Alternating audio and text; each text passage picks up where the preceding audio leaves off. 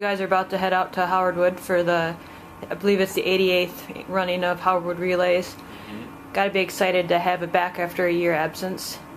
And yeah, it's good to be. Last year at this time we had the Sioux Falls Relays, if you remember right, because Howard Wood didn't host last year, and so we hosted that meet. But it is good to be in town, and our athletes, it's easy on our athletes to be able to drive over and or walk over and be there and not have to ride a bus and have family come and it's kind of be hometown. It's a kind of home field advantage, so to speak, even though it's at Howard Wood. And just a lot easier on our athletes instead of traveling 3, 4, 5 hours and being right here in town. Now, the weather's going to definitely play a factor. It's pretty breezy out there today, kind of deceptive sun in terms of looks nice, but it's a little cold, so it's definitely going to play a factor in terms of performances, especially for some of our sprinters and some of our jumpers. But I think our distance runners this evening, they raced this evening at 8 o'clock. I think the wind will die down and the temps will be perfect for our 5K and men and women, so that'll be exciting to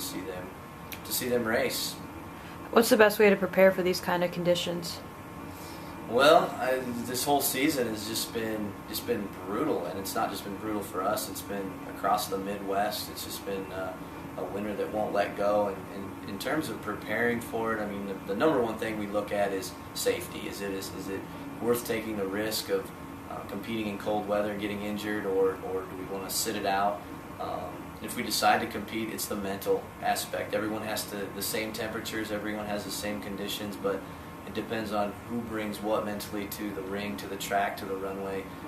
That's going to decide quite a bit in terms of the outcome for the meet. And mentally being ready and knowing that it's not going to be 80 degrees and not a lot of wind or ideal conditions for track. So You just mentioned it, but it's a factor because knowing that next weekend's the NSICs and they're also at Howard Wood, so you don't want to have a situation where you've got a runner getting a pulled hamstring or something with, the bigger goal is a week away. Exactly, and that's what we've kind of told our athletes in terms of we've got to look at the bigger picture of next week. We'll be back here. Looks like the weather will be nicer, and even if it's not, it's a do or die type of situation. And so right now we just have to have some wisdom. I think we'll go out there and see what the temps are like and let those sprinters and jumpers make their decision if they want to compete. And like you said, it'd be smart in terms of that injury risk with conference right around the corner. I think you said today it's the throws and pole vault and then distance later this evening and then the sprints tomorrow. For people that are local that are going to come out to Howard Wood, because it's probably one of the most popular sporting events in Sioux Falls, can they expect the usual suspects in terms of pole vault, or are there people that are starting to peak at the end of the year that they might be surprised to see that are on the podium?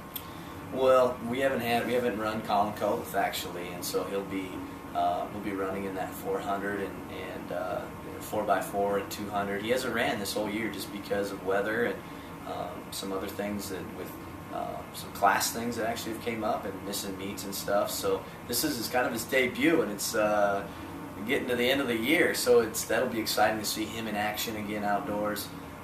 Kendra Knight came off a great Drake Relays leg. She ran 55.8 on the sprint med at Drake, and so she'll be running the open 400. That'll be exciting. Our pole vaulters go today at noon, our men. Tomorrow our women. That'll be a great competition. They have a portable runway in the middle of the field now, so you don't have to go to the pole vault on the other side of the field. Now you can just sit back and watch the pole vault right on the infield. But tonight is the special 800. Blake Stevenson runs in that. Kind of an elite group of 800-meter runners from South Dakota, North Dakota, Minnesota that are going to race. And then Shelby Petty also made that field in the Elite 800 tonight. So that'll be an exciting race to watch.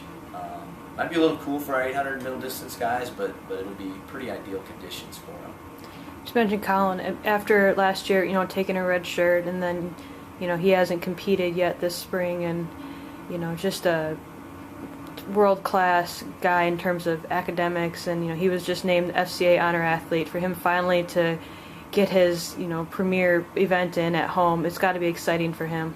Yeah, he said there's nothing holding me back in terms of the weather, because this is kind of where he had so much success as a high school guy. This is where he kind of broke out, was the Howard Wood Relays as a senior in high school, and so he is excited to race. it's kind of been tough for all of our redshirt seniors that to have the weather that we've had this entire outdoor season, and they redshirt a year for this moment. It's been tough. It's been really tough, and but I think they're excited and ready to go this week, and we'll just see if it warms up a little more for us. As a coach, what's your goal or expectations? Do you see it as more of a tune-up for the conference, or is it, I mean, just knowing the historic value of the Howard Wood, you just want them to do the best they can? I think it kind of is both, and just another opportunity to compete because we've had some meets canceled this year and just haven't had great opportunities. So it's another opportunity to compete, but also there's some people that need to post some marks to see where they're going to fall in the conference and see if they're going to be on the conference team. And we actually haven't ran a men's 4x1 yet this whole season. We haven't ran a men's 4x4, a competitive men's 4x4. So those are some things we have to get in. I feel like to be in a fast heat at the conference meet, we have to run those. Otherwise, we'll be in a slow heat at the conference meet, which, quite honestly, isn't that great. And it doesn't sets yourself up for scoring the highest possible that you can as a relay. So there's a few things we have to run. There's a few things that, some people that are already sitting high, it's just like, let's not take the risk and take it easy this week. One of those I assume would be Jazzy Black, who's already the conference leader in both the long jump and the triple jump. I mean, she just continues. Records seem to fall every time that she goes out there. Yeah, she went out to Drake and made finals and jumped 19.6 in the long jump, and then jumped 39.3 and broke both records. She broke both those. One was a 10-year-old record.